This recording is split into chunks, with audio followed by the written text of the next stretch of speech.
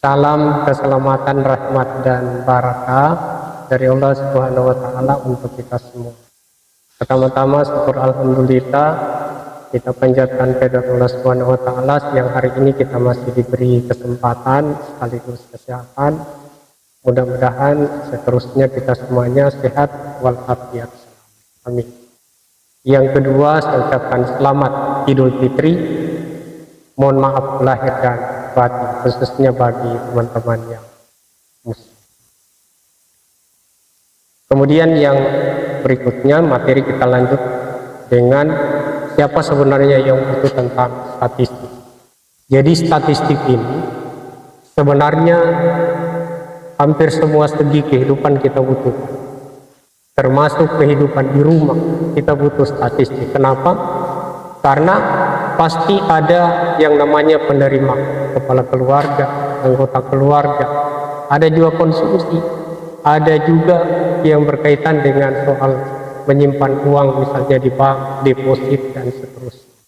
Itu terkait dengan hitungan-hitungan, terkait dengan soal data statistik. Jadi kemarin teman-teman kita sudah belajar bahwa statistika itu adalah kumpulan angka yang tersusun lebih dari satu.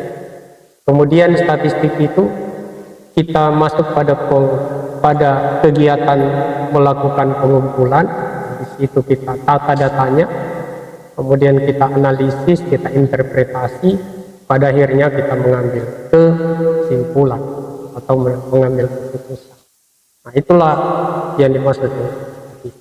Jadi yang butuh ini banyak sekali teman-teman, di bidang manajemen, bidang akuntansi, pemasaran, keuangan, kemudian ekonomi pembangunan, agribisnis, dan sebenarnya bidang-bidang lain. Banyak sekali bidang yang butuh tentang statistik, termasuk bidang sosial politik. Nah, coba barbar itu masalah pemilu, butuh statistik karena ada tentang jumlah pemilih, ada suara sah, ada suara tidak sah, ada data TPS, ada DPT dan seterusnya. Itu semuanya berkaitan dengan statistik. Padahal ini ranah politik, tapi ada statistik. Ranah hukum juga begitu, dia tetap butuh statistik karena ada soal yang berkaitan dengan pasal, pelanggaran ketentuan, seperti ada kasus dan seterusnya. Itu semua berkaitan dengan informasi yang itu pasti dia menyangkut soal-soal statistik. Jadi seperti itu kira-kira siapa-siapa yang butuh statistik itu, hampir semua aspek kehidupan ini kita butuh statistik. Termasuk statistik amal, sudah seberapa amal yang kita kumpul. Nah, itu juga dan itu diperhitungkan. Nah teman-teman, untuk statistika ini jenisnya ada dua.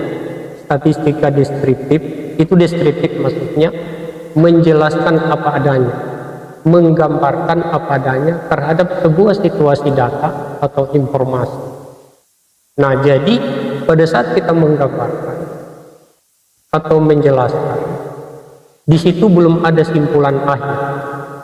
Jadi baru informasi yang berkaitan dengan data itu. Itu ranah yang disebut dengan statistika deskriptif.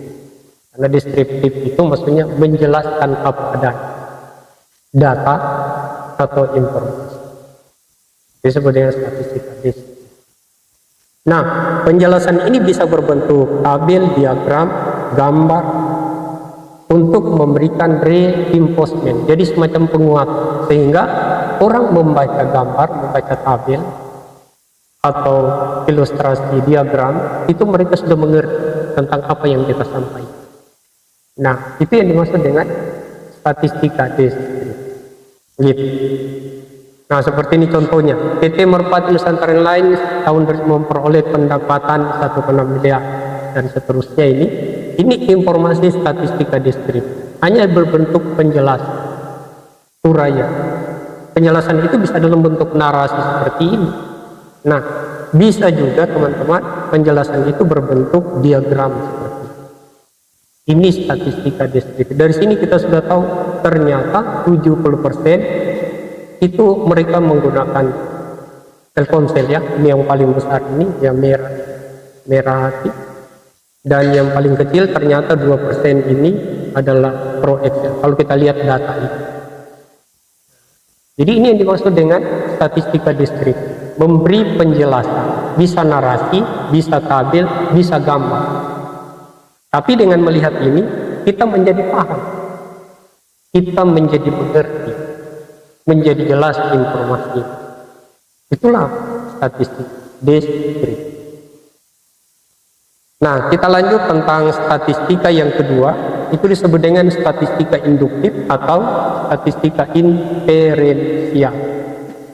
Nah, kalau statistika induktif atau inferensi ini, itu dia tidak terlepas yang disebut dengan populasi dan sampel. Teman-teman ada yang masih ingat apa itu populasi? Siapa yang masih ingat apa itu populasi? Oke, sudah dilupa ya? Oke, populasi itu adalah totalitas item, totalitas unsur. Jadi misalnya mahasiswa T66 ini, kalau dia bicara semua mahasiswa, kita kurang lebih ada 3.000 mahasiswa, itu disebut dengan populasi. Karena seluruh mahasiswa setia. Tapi teman-teman yang ada di ruangan ini adalah bagian dari mahasiswa itu tadi. Maka itu disebut dengan sampel. Jadi statistika induktif atau statistika inferensi itu nanti pada akhirnya dia ajar kita begini, kita melakukan analisis sampel, misalnya seperti kemarin saya analisa Anda ini tentang berat badannya, kesimpulannya bahwa berat badan mahasiswa di kelas ini kategorinya ideal, jadi tidak ada yang mengalami obesitas atau tidak ada juga yang terlalu kekurusan, dikenal stunting. Nah, sekarang dengan melakukan analisa sampel ini satu kelas, maka kita bisa generalisasi. Kita bisa simpulkan secara keseluruhan bahwa mahasiswa setia itu berat badannya ideal. Semuanya. Padahal hanya Anda yang saya survei sebagai sampel. Jadi hasil analisa sampel kita generalisasi sebagai kesimpulan yang bersifat umum di populasi. Itulah ranah kerja statistika inferensi atau statistika induktif. Nah, jadi ada dua ya statistik teman-teman, ada deskriptif dan ada statistik inferensial atau statistika induktif. Statistika induktif berbicara tentang hasil analisa sampel yang kemudian digeneralisasi pada kesimpulan populasi. Gitu. Jadi kita tidak melakukan analisa semua karena kita terbatas waktu, terbatas pendanaan. Jadi ada constraint. Makanya kita dibenarkan melakukan teknik sampling. Jadi melakukan analisis sampel yang itu nanti kita bisa generalisasi sebagai kesimpulan populasi. Kira-kira seperti itu pemahaman tentang statistika induktif atau statistika inferensi. Jadi ini sudah saya bagi materinya. Nah, contoh lain lagi. Ini lagi musim lansa. Teman-teman pasti sering lihat itu di pinggir jalan ada orang jual lansat satu mobil. Kemudian kita pergi beli misalnya 1 kilo. Sampai di rumah kita tes. Yang 1 kilo itu yang satu kantong tes. Langsung manis langsung. Jadi dari tes satu kantong itu kita bisa ambil kesimpulan yang satu mobil tadi itu manis. Nah, kalau sudah seperti kerjanya begitu, itu namanya statistika induktif atau statistika inferensial. Bisa dimengerti? Jadi melakukan analisis sampel, hasil analisis sampel itu digeneralisasi menjadi kesimpulan yang bersifat umum keseluruhan.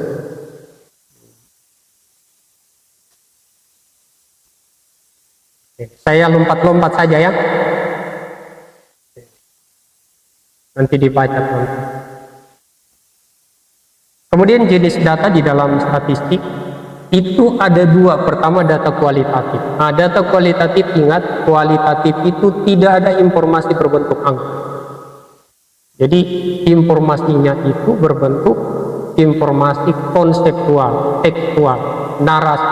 Misalnya baju itu warnanya hitam, biru, ungu. Suku ada buton, ada bugis, ada muna, ada tolak jenis dan seterusnya.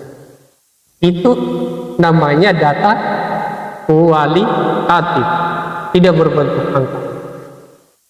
Nah, ada juga data kuantitatif, data berbentuk angka-angka. Misalnya, umur 35 tahun. Labionda, berapa berat badan?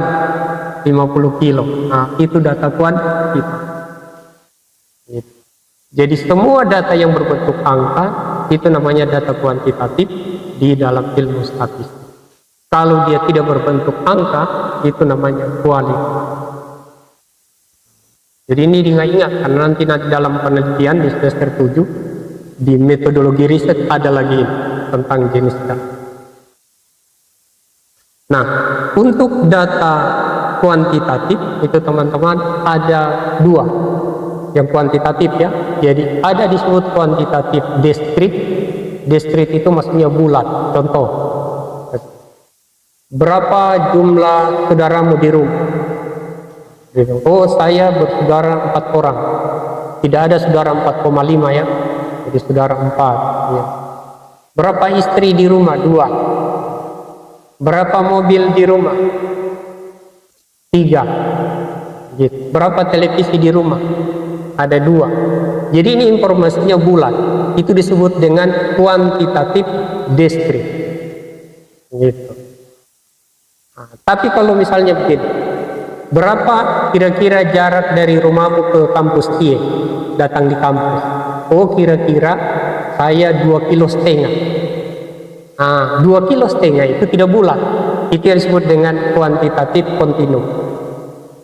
Berapa berat badanmu? Saya berat badanku 50,3 kilogram. Jadi 50,3 itu disebut dengan kuantitatif kontinum. Jadi ingat ya, oke saya ulang. Jadi data itu ada yang kuantitatif ya, ada kualitatif, ada kuantitatif. Kuantitatif itu ada discrete, informasinya bulangan bulat, utuh. Kontinum itu tidak bulat, utuh. Misalnya 50,3, 112,5, itu tidak bulat. Namanya kuantitatif kontinum. Gitu. Nah, sama dengan ini seperti ini. Contoh berat badan. Itu berat badan tidak 50 kilo, bisa 50,2. Kemudian jarak dari Kendari Kolaka dan seterusnya. Jadi contoh-contoh berkaitan dengan data.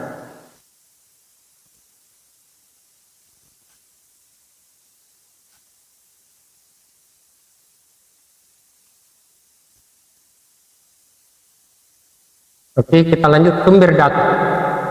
Sumber data di dalam ilmu statistika itu ada yang pertama sumber data primer. Primer itu maksudnya, kalau saya tanya Keting ini, saya tanya, Keting Anda itu tinggal di mana? Kemudian berapa bersaudara? Pekerjaan orang tua apa? Dan seterusnya. Kalau saya tanya langsung bagaimana persepsi Anda terhadap perkuliahan di STIE, itu saya bertanya langsung ke Keting. Jadi dia disebut dengan informan. Karena saya tanya langsung, itu namanya data primer. Informasi yang saya dapat dari Keting ini disebut dengan data primer. Atau misalnya saya survei Anda seperti kemarin, saya cari tahu berat badannya masing-masing lewat instrumen. Nah, itu namanya data primer. Gitu. Data yang masih perlu diolah lagi. Jadi bisa diperoleh dari orang per orang dalam bentuk informan atau kumpulan orang dalam bentuk responden. Nah, itu namanya data primer. Dan data primer itu perlu diolah lagi, perlu dianalisis lagi. Nah, ada lagi teman-teman yang namanya data sekunder. Nah, data sekunder itu maksudnya data yang sudah jadi. Misalnya, kalau ada yang pergi di BPS, Pak, saya butuh data penduduk Kota Kendari, atau saya butuh tentang berapa jumlah laki-laki, berapa jumlah perempuan.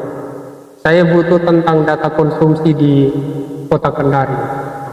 Orang BPS dia bilang, oke, tunggu, saya ambilkan dulu datanya. Begitu dia kasih kita data itu sudah jadi, dia sudah bikin, sudah susun, tinggal kita gunakan, itu namanya data sekunder. Jadi tidak perlu diolah lagi. Jadi di dalam statistik itu ada data primer, ada data sekunder berdasarkan sumbernya. Kalau yang kualitatif kuantitatif tadi itu berdasarkan jenis data. Gitu ya. Ini berdasarkan sumber. Nah, bagaimana cara dapatkan data primer? Nah, itu tanya langsung tadi. Kemudian ada tanya tidak langsung. Tanya tidak langsung itu biasa lewat Google Form atau kita membaku telepon dan seterusnya, tidak langsung. Kemudian ada lewat kuesioner. Ya, ini mengirim angket. Nah, untuk teknik-teknik ini nanti teman-teman kita di semester 7 itu kita belajar mata kuliah metodologi riset.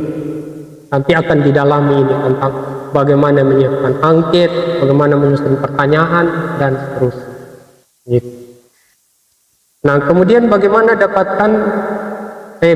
caranya bertanya? Tanyaan itu ada yang terbuka seperti ini. Kalau dia terbuka, perhatikan, kita hanya buat pertanyaan, tidak ada jawaban. Bagaimana pendapat Anda terhadap situasi yang terjadi, situasi politik yang terjadi hari ini? Jadi terserah itu orang dia menjawab bagaimana, terserah dia. Yang jelas kita hanya menyiapkan pertanyaan. Nanti jawabannya kita tidak kasih dia. Itu namanya pertanyaan terbuka. Nah, ada lagi yang tertutup teman-teman. Kalau yang tertutup, ada pertanyaan, kita kasih dia opsi jawaban. Seperti ini. Menurut Anda bagaimana prospek harga emas di Kota Kendal? Ada opsi jawaban. Naik, turun, atau biasa-biasa saja. Nah, ada lagi yang disebut pertanyaan campuran. Nah, ini. Ada pertanyaan, ada opsi jawaban, dan ada konfirmasi alasan. Kalau dia memilih A, B, atau C, ini apa alasannya? Ini namanya campuran. Jadi diingat itu ya. Kalau terbuka tidak ada jawaban, kalau tertutup ada soal, ada jawab. Kalau campuran ada pertanyaan, ada jawab, ada konfirmasi tentang jawab dalam bentuk alasan. Kenapa dia menjawab itu? Kenapa dia memilih? Jadi ingat.